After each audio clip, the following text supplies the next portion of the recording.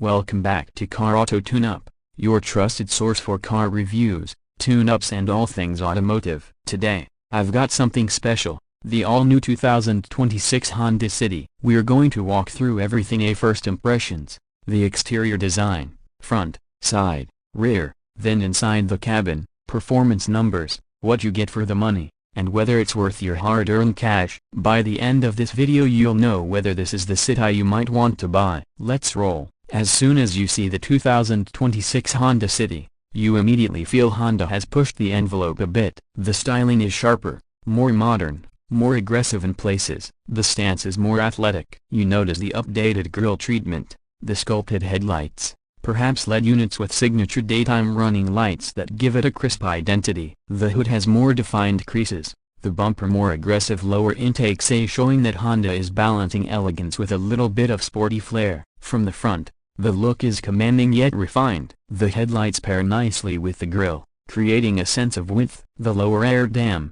fog lamps, or DRLs, are integrated cleanly. Chrome or gloss black elements may accent the grille outline. The bumper has sharper lines, giving it a bit more attitude compared to older models. You can see Honda wants this City to look premium, not just economical. Moving to the side, proportions are well balanced. The wheelbase appears stretched for more rear legroom. Character lines run from the front fender, through the door handles, extending toward the taillights. The roofline slopes subtly, giving an almost coupe-like silhouette without compromising headroom. Mirror housings possibly have integrated turn signals. The wheels are larger or more stylized, giving visual weight. Tire sidewalls and wheel size choice affect ride comfort and handling, so you'll want to pick wisely. The door panels feel taut, with flush fits and finish that give confidence. From the back, Honda didn't slack. The tail lamps likely feature LED lighting with distinctive signatures. There may be connected light bars or stylish light clusters wrapping into the trunk lid. The trunk lid design might include a subtle spoiler lip line. Bumper design includes reflectors or integrated elements to enhance presence. Rear bumper lower portion may feature diffuser-like styling,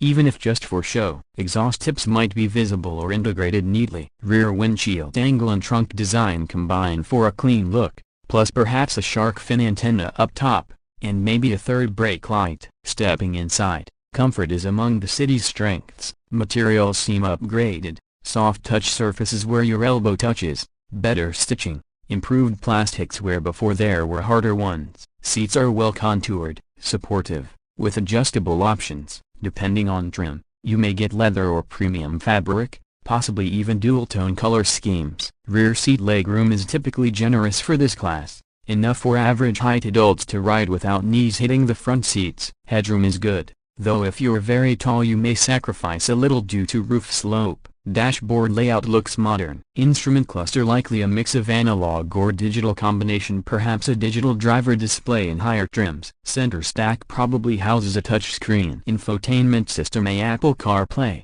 Android Auto should be standard, maybe wireless or wired depending on trim. Climate controls are sensible, possibly with dual zone in higher models. Vent positioning seems well designed. Airflow good. Sound insulation is better than before. Less wind noise, less road harshness, especially at highway speed. Cabin lighting, ambient lights and premium trims add to the premium feel. Storage is decent. Glove box, door pockets, center console bin, cup holders. Trunk space is competitive. Honda always tends to give good boot volume, and the 2026 City should be no exception. Rear seats may fold to increase utility, depending on model. Features like rear AC vents, USB ports for rear passengers, maybe even charging options or ambient lighting make a difference. Under the hood let's talk performance. Engine options will vary by market, but expect the 1.5-liter petrol engine, perhaps with iVTEC technology, delivering peppy torque and good fuel efficiency. Transmission options might include a CVT automatic and manual in some markets. Acceleration is likely smooth,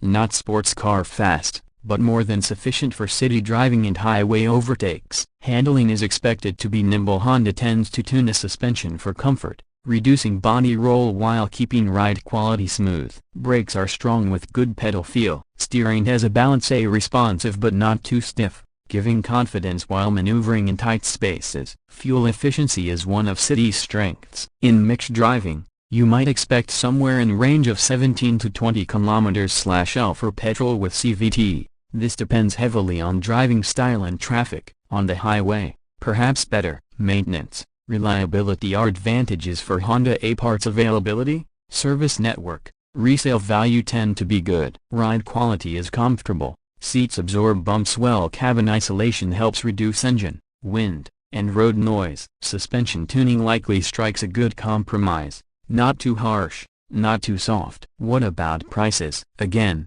this depends heavily on your country, taxes, import duties, trim level. In base trims, the 2026 City should be reasonably priced for the segment A, offering strong value for the features you get. Higher trims bring in more comfort, safety tech, possibly panoramic sunroof or additional driver aids. With these you pay a premium. Be sure to check what comes standard: safety features, airbags, ABS, stability control, driver assist, infotainment, interior finish, wheels. Sometimes features like leather seats, sunroof, heated mirrors, ambient lighting are included only in upper trims. You'll need to compare what dealers in your region quote versus what Honda advertises. Often on-road cost including registration, tax, insurance adds substantially. Talking safety, Honda likely includes multiple airbags, possibly side curtain airbags, blind spot monitoring, lane departure warning or lane keeping assist, rear view camera with parking sensors,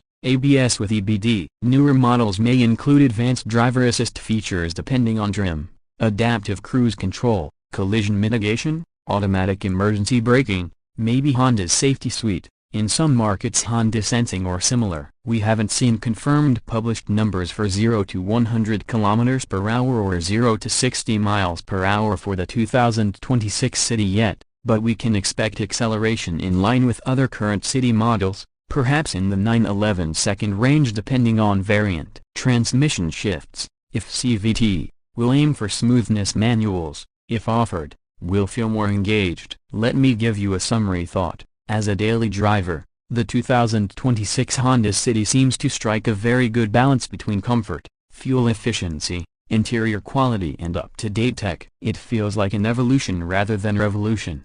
Honda polishing what already was one of the top offerings in the compact sedan class. If you spend most of your time in city traffic, commuting, occasional highway drives, this car probably reduces fatigue, offers good visibility, enough space for family or luggage, and lower cost of ownership. Now, does it have any downsides? One is that in higher trims you pay extra, and sometimes features you might expect, like maybe ventilated seats, or a very premium audio, might still be missing or optional. Also, CVT engines are great for efficiency and smoothness, but they often sacrifice some sporty feel, especially when pushing hard. If you want outright acceleration, or you regularly carry heavy loads, you may notice some lag. Road noise or wind noise may creep up at high speed more than in luxury sedans. Also depends on tires. Sometimes thinner sidewalls to get sporty rims reduce ride comfort over bad roads. Lastly, resale prices and parts cost depend on locality. In some countries, import duties or taxes might inflate cost, and service centers might charge more. That's it for today's review. If you enjoyed this video, hit that like button, subscribe if you haven't already, and ring the bell so you don't miss future car reviews, tech comparisons, and tune-up tips. Tell me in the comments what you think. Do you prefer Honda City over its rivals, or is there another car that's caught your eye? Thanks for watching Car Auto Tune-Up. Drive safe, stay tuned, and I'll see you in the next one. Peace out.